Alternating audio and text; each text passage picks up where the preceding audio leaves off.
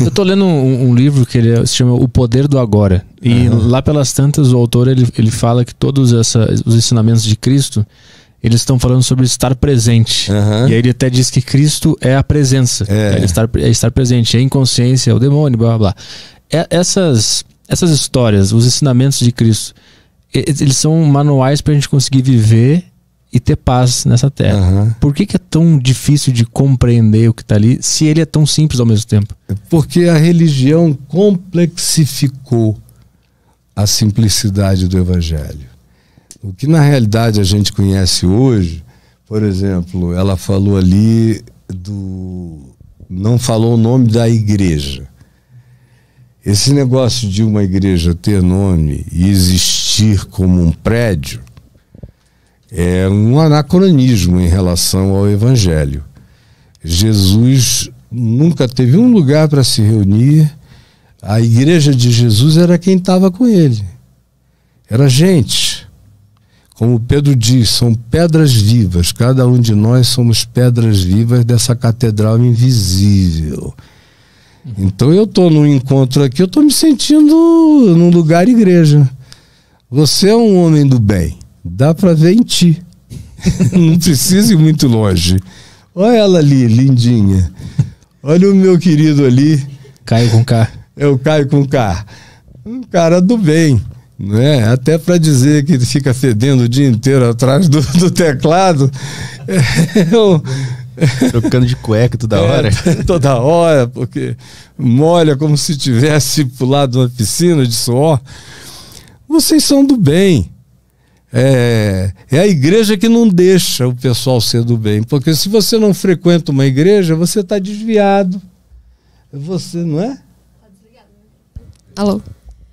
Sim, e eu senti muito isso, porque as brincadeiras que a gente fez aqui, muito tempo na igreja, quando eu tentava ser eu mesma, eu era muito reprimida. Com qualquer brincadeira, ou qualquer jeito meu que fugisse do evangeliquez, era muito criticado. E isso me reprimiu de uma forma muito grande, que eu fiquei muito tempo infeliz.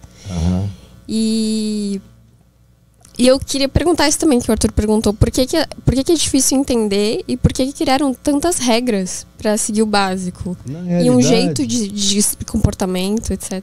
Na realidade, até o quarto século, início do quarto século, o povo do Evangelho, que é como eu chamo, os discípulos de Jesus, eu não misturo cristianismo com Evangelho. O povo do Evangelho, eles viviam em alternâncias de períodos leves e rápidos de liberdade, dependendo do humor imperial romano, e períodos longos de perseguição. Eles já estavam há mais de 300 anos sendo perseguidos, mortos de todas as formas. Paulo foi morto por Nero, Pedro também, Paulo decapitado, Pedro crucificado. Aí a tradição diz que no final, quando iam levantá-lo na cruz, ele falou: não sou digno de morrer como morreu o meu Senhor, crucifiquem-me de cabeça para baixo. E aí tem todas aquelas histórias dos primeiros pais da igreja, nas gerações iniciais, se reuniam em pradarias, bosques, grutas, dependendo da circunstância, fora da cidade, para não atraírem perseguição. No entanto, nessa informalidade, nessa descentralização, a fé em Jesus e o povo do Evangelho, a maioria dos quais escravos, se capilarizaram por todo o Império Romano. Logo o Egito estava cheio de mensagem do Evangelho. O norte da África, a boa parte da Europa italiana começou a receber a palavra germânica e foi crescendo naquelas direções. Chegou às Ilhas Britânicas o Evangelho, mas não era cristianismo, era a pregação do Evangelho de Cristo.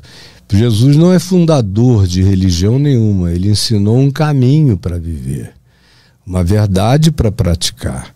e uma vida como consequência disso, que é natural. Se você bota o pé naquele caminho, com sinceridade verdadeira, você desemboca no que ele disse que seria a vida abundante.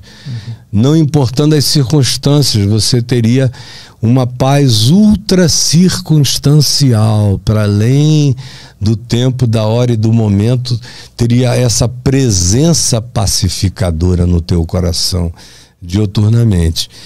Até que o imperador Constantino, com o Império Romano dividido, e ele depois acabou matando o opositor para poder tentar unificar o império, e recebeu a informação de um escriba dele, que era cristão, chamado Lactâncio, que o único poder com capilarização suficiente em ambos os lados e em todos os lados do Império Romano era o povo do Evangelho, era a Igreja de Cristo, que não era essa coisa, essa panaceia.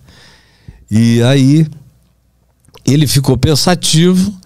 O Lactâncio disse para ele como é que aconteciam as coisas no meio desse povo, e foi aquela hora em que, indo para a batalha, ele disse que viu um sinal no céu que era uma cruz, e que no coração dele ele teve uma convicção que dizia que sob aquele signo ele venceria todos.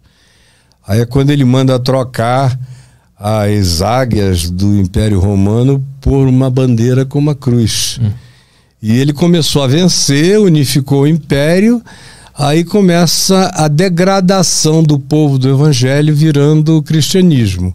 Quem fundou o cristianismo foi o imperador Constantino, no IV século. E aí o que ele fez? Ele isentou, aqui como agora o Bolsonaro fez, isentou as igrejas de pagamentos de dívidas, de impostos, os membros, os cristãos.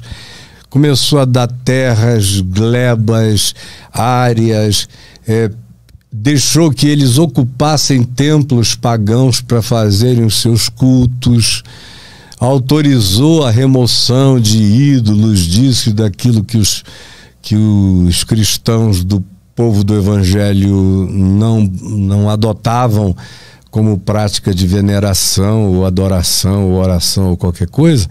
E aí cresceu o poder, e com esse poder, 40 anos depois, meu amigo, estava quase tudo corrompido. Quando se diz que o poder corrompe, é em qualquer nível, inclusive o poder de natureza chamada espiritual, quando não é espiritual e se transforma só em estruturalismo eclesiástico. Em nome desse negócio espiritual, né? Em nome de Jesus, que é esse que não tinha onde reclinar a cabeça, que vestia a mesma roupa, viu, Caio? Provavelmente sem cueca, só com uma fraldinha cingindo por dentro, andando no sol o dia inteiro, que não tinha os olhos azuis, nem era louro, era moreno, tosco, da Galileia. O cara pensa que alguém cresce em Nazaré e sai um Alain Delon, sei lá o que, um DiCaprio, coisa nenhuma, ele era um macho. Ontem o Marcelo Marrom me mandou uma pergunta, onde eu estava respondendo perguntas, me perguntando: escuta, Caio, me diz uma coisa, Jesus era uma pessoa óbvia, quem quer que passasse por ele dizia uau, alguma coisa assim? Eu falei: não, prova disso é que quando foram prendê-lo, Judas disse: aquele a quem eu beijar é ele. De tão óbvio que ele não era. Porque precisava de uma senha para identificar. Ele era um homem. Ele se diferenciava pelo amor, pela chegada, pelo toque, pela presença, pela cura, pelo perdão. Por pegar a prostituta e dizer: estão perdoados todos os teus pecados. Vem cá, anda comigo. Aqueles discípulos dele eram todos uns toscos. Uma maioria deles talvez nem soubesse ler.